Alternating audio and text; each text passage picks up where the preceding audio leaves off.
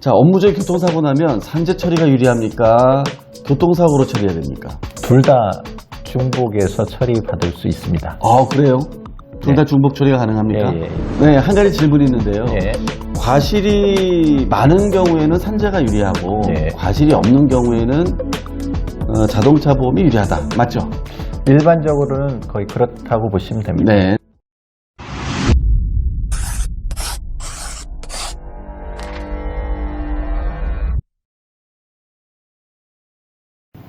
안녕하십니까. KS보상TV 김 기자입니다. 오늘도 민경석 손해사정사 나오셨습니다. 안녕하십니까. 네, 안녕하세요. 네.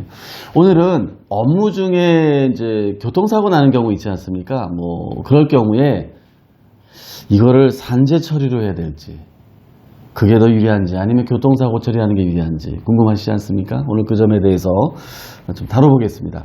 자, 업무적인 교통사고 나면 산재 처리가 유리합니까? 교통사고로 처리해야 됩니까? 둘 다 중복해서 처리받을 수 있습니다. 아, 그래요? 둘 다 네. 중복 처리가 가능합니까? 예, 예, 예. 아, 이건 저는 몰랐는데. 네. 흔히 하는 질문들이 이런 질문을 많이 하세요. 네, 어떤 뭐가 게 더 유리하냐. 유리한지. 네. 예. 보통 이제 일반적으로 처리 방법은 산재를 접수해서 처리를 받고, 네. 그 다음에 산재와 교통사고의 동일한 이제 항목별로 비교를 해요. 휴업손해면 휴업손해, 뭐 상실수익액, 뭐 이런 식으로 비교를 해서 네. 항목별로 못 받은 부분에 대해서는 그 자동차 보험에서 또 추가로 받을 수 있는 거죠. 네. 네네. 아, 알겠습니다. 그럼 먼저 예를 들어서 뭐 산재 처리를 한 다음에 예. 그 안 된 항목에 대해서는 추가로 자동차 보험에서 또 받아낼 수도 있다는 말씀이신 그렇죠. 거죠? 예. 이해가 됐습니다. 네.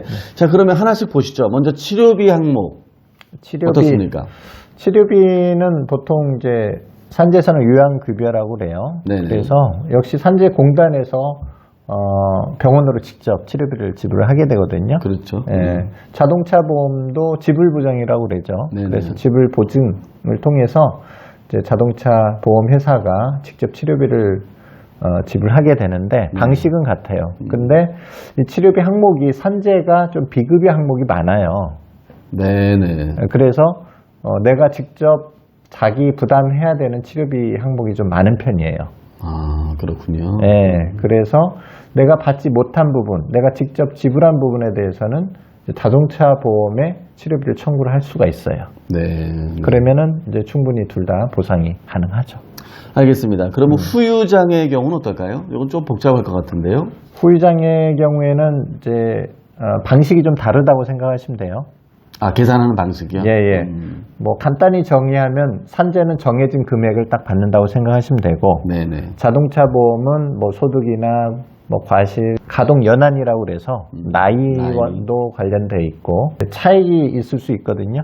그러면 산재에서 미리 받고 나머지 차익이 자동차 보험이 더 많은 경우에는 그 초과된 부분을 더 받을 수 있는 거고, 자동차 부분이 계산해 보니까 더 적으면 이 부분은 이제 산재 받은 걸로 끝내는 거고, 그런 식으로 하게 되는 거죠. 예를 들어서 이제 설명을 하자고 하면 산재는 1급부터 14급까지 이제 장애가 있거든요. 네네. 그 중에 이제 12급을 해당하는 장애를 이제 받았다. 그러면 예를 들어서 한 3천만 원 정도 된다. 그 금액이.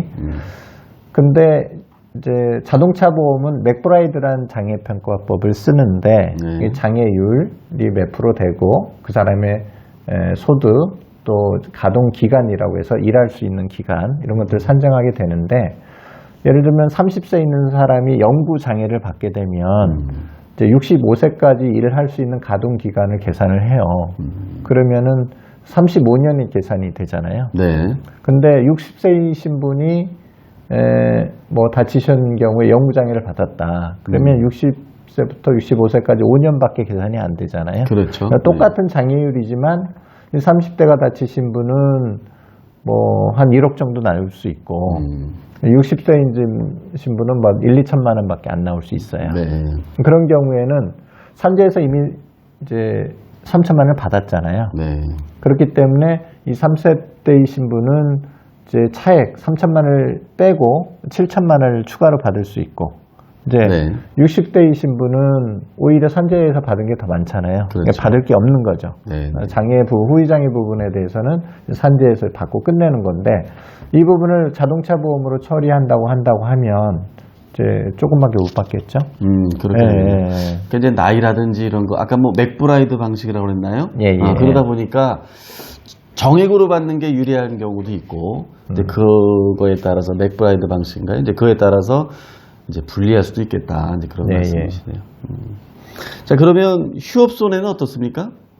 휴업손해는 일반적으로 산재는 이제 전체 치료 기간 동안 70%를 받을 수 있어요. 네. 그러니까 통원하는 기간도 70%를 인정해 주거든요. 네, 네. 뭐 본인이 다른 데 취업해서 소득이 있으면 안 되겠지만 소득이 없는 경우에는 그 기간 동안 70% 인정받아서 이제 받게 되죠. 아, 그렇군요. 자동차 보험 같은 경우는 일반적으로 입원 기간만 인정을 해요. 그래서 입원 기간에는 약관상으로는 85%, 뭐 소송가로는 뭐 100% 이렇게 되지만 보통 그렇게 되고 또 이제 한두 달 입원하고 치료 기간이 한 6개월 된다고 하면 나머지는 병원 왔다 갔다 하면서 통원 치료를 받게 되잖아요. 네네. 그럼 1회당 뭐 8,000원씩 이러한 손해배상금이 추가로 산출이 되는데 그러다 보면 산재가 훨씬 유리한 경우가 많죠. 그러네요. 예. 네. 자, 그럼 위자료 항목은 어떻습니까? 위자료는 산재는 위자료 자체가 없어요. 항목 네, 자체가. 네. 그렇기 때문에 위자료 부분은 이제 자동차 보험에서는 무조건 받을 수 있다고 보시면 돼요. 네, 이건 추가로 받을 수 있는 부분이에요. 예, 무조건. 예. 이제 보통 위자료 산정 기준은 자동차 보험에서 이제 소가로는 1억 정도 되거든요. 네네. 사망시 기준으로 장애율이 10%다. 영구장애 기준으로 그러면 한 1,000만 원 정도 이제 무과실로 이렇게 산정이 돼요. 네, 그렇군요. 네, 한 가지 질문이 있는데요. 예. 과실이 많은 경우에는 산재가 유리하고 네. 과실이 없는 경우에는 자동차 보험이 유리하다. 맞죠? 일반적으로는 거의 그렇다고 보시면 됩니다. 네, 네. 왜냐하면 이제 산재는 과실을 적용을 안 하거든요. 네. 업무 중 사고인지 아닌지만 따져서 네. 업무 중 사고면 정액대로 전체 금액을 보상을 해주는 거니까. 그렇죠. 하지만 자동차 보험은 사고 내용에 따라 내 과실이 있을 수 있잖아요. 네네. 50%든 70%든 30%든. 네네. 그렇기 때문에 과실 상계를 하게 돼요. 네네. 그럼 당연히 이제 금액이 적어질 수밖에 없죠. 이 경우에는 이제 산재가 훨씬 유리하죠. 그럼 무조건. 과실이 없는 경우에 자동차 보험이 100% 유리하다. 이거 맞죠?